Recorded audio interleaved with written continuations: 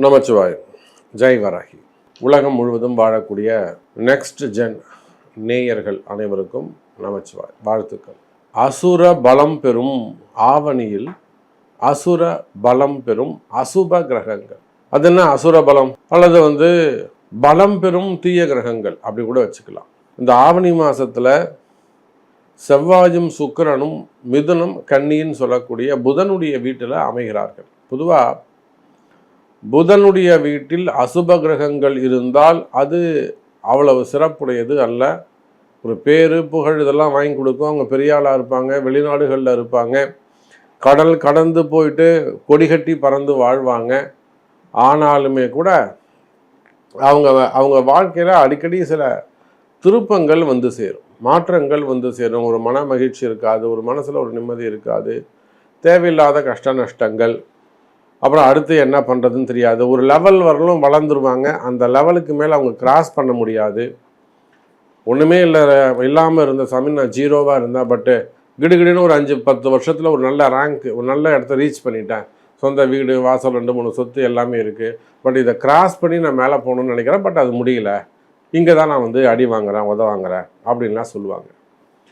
அப்போது மிதுனம் கன்னியில் செவ்வாய் சுக்கிரன் இருந்தால் அவங்களுக்கு என்ன ஆகுதுங்க? வாழ்க்கையில் பல தடைகள் ஏற்படுகிறது. இது யாருக்குன்னா மிடில் கிளாஸ், அதை கிராஸ் பண்ணி நெக்ஸ்ட் லெவலுக்கு போகணும்னு யாரெல்லாம் ஃபீல் பண்ணுறாங்களோ அவங்களுக்கு தான் இது பொருந்தும். அதே போல் நான் ரொம்ப கஷ்டத்தில் இருக்கிறேன், ஒரு ஸ்டார்டிங் ஏஜ் ஒரு 24 வயசு 27 வயசு, வாழ்க்கையில் முன்னுக்கு வரணும்னு துடிக்கிறாங்க பார்த்தீங்களா பசங்க, அவங்களுக்கும் இது பொருந்தும். வயோதிக பருவத்திற்கு இது பொருந்தாது. அப்போ மிதுன செவ்வாய் கன்னி சுக்கிரன், இதோட கூட சனியுடைய பார்வை. சனிக்கு கேந்திரத்தில் 3 கேந்திரங்கள், சனிக்கு 1, 4, 7, 10ஆம் அதிபதி 5. அப்போ 4 சனிக்கு 4 கேந்திரமும் வேலை செய்யுது. அது இப்போ எப்படி எடுத்துக்கலான்னா, பலம் பெறும் அசுப கிரகங்கள். இது பலம் பெற்றதுன்னா ஒரு சில இடங்களில் உங்கள் ஜாதக பிரகாரம் அது விபரீதமாக ராஜயோகத்தையும் கொடுக்கும், விபரீதமான மாறுபட்ட தலைகீழான பலன்களையும் அது கொடுக்கும். இதில் 50% இருக்கும், அதில் 50% இருக்கும். இதெல்லாம் உங்கள் பர்த் சார்ட், உங்களுடைய பிறவி. இப்போ உங்களுக்கு என்ன தசாபுத்தி நடக்குது, அந்த தசாபுத்தி உங்களுக்கு ஃபேவரபுளாக இருக்கா? ஃபேவரபுளாக இருந்தால் அடித்து தூள் கிளப்போம், தட்டி தூக்கும், நல்லா அதிர்ஷ்டத்தை கொடுத்துரும், வாரி வழங்கிடும், நல்லபடியாக கொண்டு போகும், மன மகிழ்ச்சி, ஒரு ஏற்றம், அது எல்லாமே வந்துடும். சப்போஸ் அந்த தசாபுத்தி நல்லா இல்லாமல் இருக்குனாக்கா, நான் சொன்னதுக்கு அப்படியே ஜஸ்ட் அகைன்ஸ்டாக மாறுபட்ட பலன்களை அது கொடுத்து விடும். அப்போ இவ்வளோ கஷ்டங்கள் இருக்குது. இதில் இந்த செவ்வாய் சுக்கிரன் குரு சனிக்கு கேந்திரங்களில் இருக்கக்கூடிய அசுப கிரகங்கள் உங்களுக்கு என்ன பண்ணுதுன்னு பார்க்கணும். மெயினாக இதில் பில்டர்ஸ் அந்த தொழில் செய்யக்கூடியவங்க, கன்ஸ்ட்ரக்ஷன் ஃபீல்டில் இருக்கக்கூடியவங்க, கான்ட்ராக்ட் பிஸ்னஸ் எடுத்து பண்ண, ரோடு பில்டிங்கு அல்லது ரோடு ஒர்க்கு, இப்போ நம்ம நிறைய பார்க்குறோம், மெட்ரோ, அது மாதிரியான அரசு கான்ட்ராக்டு, ட்ரைனேஜ் கான்ட்ராக்டு, அந்த மாதிரி கான்ட்ராக்ட் பிஸ்னஸ் பஞ்சாயத்தில், அது மாதிரி கான்ட்ராக்ட் பிஸ்னஸில் ரோடு கான்ட்ராக்டில் பிஸ்னஸ் எடுத்து பண்ணக்கூடியவங்க. அப்போ பில்டர்ஸ், கன்ஸ்ட்ரக்ஷன் ஃபீல்டு, கனிம வளங்கள், அதே போல் மெடிக்கல் காலேஜஸ் வச்சு நடத்தக்கூடியவங்க, மெடிக்கல் ஃபீல்டு, ஃபார்மா ஃபீல்டு, அந்த இடத்துல இருக்கக்கூடியவங்க, ப்ரொஃபஸராக இருக்கக்கூடியவங்க, சிஇஓவாக இருக்கக்கூடியவங்க, அதனுடைய முதலாளிகள், இதெல்லாம் இவங்களுக்கெல்லாம் ஒரு ஆட்டம் காமிக்க போகிறாரு, ஒரு பயம் காட்ட போகுது. அப்போ இது போக தனித்தனியாக ஒவ்வொரு ராசிக்கும் எப்படி இருக்குன்னு பார்க்கலாம் பாருங்கள். மகர ராசி.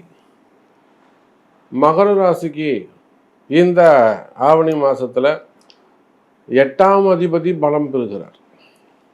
சாதாரணமாக இல்லை, 8ஆம் அதிபதி பலம் பெறுகிறார் அப்படின்னு சொல்லும்போது எல்லா இடத்திலும் மகர ராசி என்பவர்கள் ரொம்ப எச்சரிக்கையாக கவனமாக இருக்கணும். குறிப்பாக டாக்டர் குடும்பங்களை சேர்ந்தவங்க, டாக்டருக்கு படிக்கக்கூடியவங்க, ஹாஸ்பிட்டல்ஸ் வச்சு நடத்தக்கூடியவர்கள், மருத்துவத்துறையில் இருக்கக்கூடியவங்க, ஃபார்மா இண்டஸ்ட்ரியில் இருக்கக்கூடியவங்க, மெடிக்கல் காலேஜஸ் வச்சு நடத்தக்கூடியவங்க, அதே போல் அது சார்ந்த ஃபார்மா இண்டஸ்ட்ரியில் ஒர்க் பண்ணக்கூடியவங்க, மார்க்கெட்டிங் பண்ணக்கூடியவங்க, ரெப்ரசன்டேட்டிவாக இருக்கக்கூடியவங்க, அதில் அதிகாரிகளாக, ஆஃபீஸராக ஒர்க் பண்ண சிஇஓ அந்த மாதிரியான அதிகாரிகளாக இருக்கக்கூடியவங்க, ஸ்கூல் காலேஜஸ் வச்சு நடத்தக்கூடியவங்க, எஜுகேஷன் செக்டராக இருக்கக்கூடியவர்கள், 8ஆம் அதிபதி. அதே போல் அரசியல் நண்பர்கள், அரசியல் குடும்பங்களை சார்ந்தவங்க, அரசியல் செய்யக்கூடியவர்கள், குறிப்பாக காவல்துறை அதிகாரிகள், மெயின் அதுதான் காவல்துறை அதிகாரிகள், அப்புறம் ஐஏஎஸ்ஸாக இருக்கலாம், ஐபிஎஸ்ஸாக இருக்கலாம், கவர்மெண்ட் அதிகாரிகள், அரசு அதிகாரிகள், இவங்க எல்லாருமே மகர ராசியாக இருப்பார்களே. ஆனால் மெயினாக அரசு அதிகாரிகளும் ரொம்ப எச்சரிக்கையாக கவனமாக இருக்கணும். 8ஆம் அதிபதி பலம் பெறுகிறார், ஆட்சி பலம் பெறுகிறார். ஒரு சில இடங்களில் அரசு அதிகாரிகளுக்கு இது ஒரு நல்ல யோகமாக அதிர்ஷ்டமாக அமைஞ்சிடும். சில அரசு அதிகாரிகளுக்கு அதிர்ஷ்டத்தை அள்ளி கொடுத்து விடும். இது எப்படி நடக்கும்னா, ஒருத்தர் வீழ்ச்சியில்தான் மற்றவருடைய வளர்ச்சி இருக்குது அப்படின்னு ஒரு ஜோதிட சொல்லி இருக்குது. ஒருத்தர் வீழ்ந்தாதான் இன்னொருத்தர் நிமிர முடியும் அப்படின்னு சொல்லுவாங்க. பொதுவாக வீட்டில் ரொம்ப வயசானவங்க இருக்கிறாங்க, 80 வயசு 84 வயசுனா, அவங்க மறைவுக்கு பிறகு தான் அவங்க இருக்கிறவர்களும் அந்த கர்மா ஆட்டி படைக்கும். வயசானவங்க வீட்டில் இருந்துட்டாலே அந்த குடும்பம் வளர்ச்சி அடைவது மிக கடினம். அதுக்காக அப்பா அம்மா நம்ம என்ன பண்ண முடியும்? நம்மளே அவங்களா விரும்ப போய் படுத்துக்க முடியுமான்னு? அப்படி கிடையாது. கர்மா, தட் இஸ் கர்மா. அப்போது அந்த மறைவுக்கு பிறகு தான் அந்த குடும்பம் டெவலப்மெண்ட் வளர்ச்சி ஆகும்.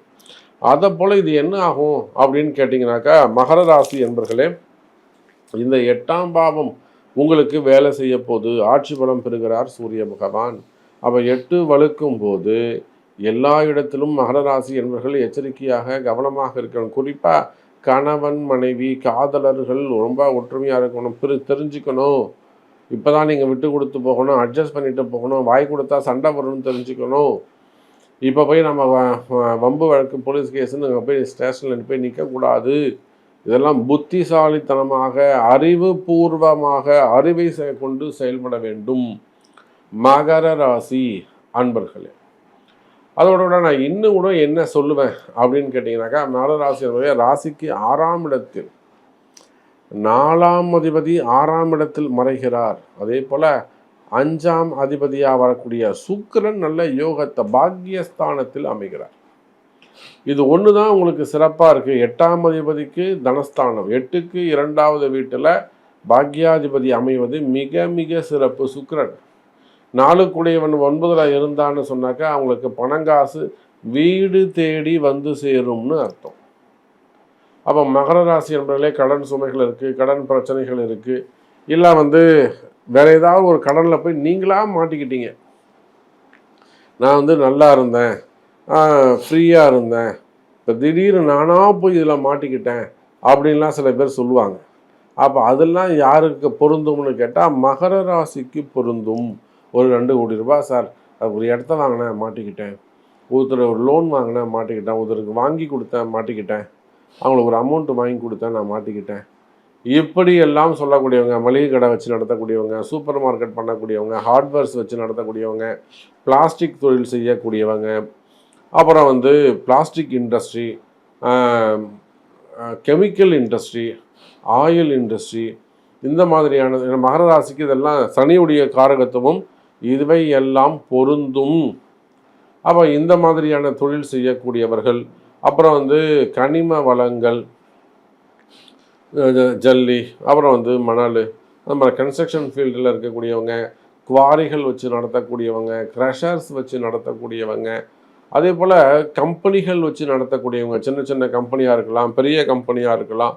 ஸோ அந்த மாதிரியான தொழில் செய்யக்கூடியவங்க, இவங்க எல்லாருக்குமே கூட மகர ராசி என்பவர்களே இந்த சூரியன் சுக்கிரன் ஒரு நல்ல யோகத்தை, திடீர் அதிர்ஷ்டத்தை ஏற்படுத்துகிறார். அப்போ உங்களுக்கு இருக்கக்கூடிய அந்த தாரிதரியங்கள், தரித்திரம்னு சொல்கிறாங்க இல்லையா, அந்த தாரிதரியங்கள் அல்லது இருக்கக்கூடிய கஷ்ட நஷ்டங்கள் விலகணும் அப்படின்னாக்கா, நிச்சயமாக உங்களுடைய வீடோ, உங்களுடைய கம்பெனியோ, உங்களுடைய ஃபேக்ட்ரியோ, இந்த மாதிரி இடங்களில் உங்களுடைய பிறப்பு ஜாதகத்தை கொடுத்து உங்கள் பிறப்பு ஜாதக பிரகாரம் செய்ய வேண்டிய யாகங்கள், ஒரு பிரத்யங்கரா ஹோமோ, இல்லைன்னா ஒரு அஸ்தரா ஹோமோ, அப்படி இல்லைன்னா ஒரு வழிகாட்டுதல் படி அந்த ஹோமங்கள் எல்லாம் வழிபாடுகள் செய்வீர்களேயானால், யாகங்கள் செய்வீர்களேயானால், இது நல்ல நேரம், வளர்ச்சியை கொடுக்கும். குடும்பத்துக்கு என்ன இருந்ததை பார்க்கலாம்.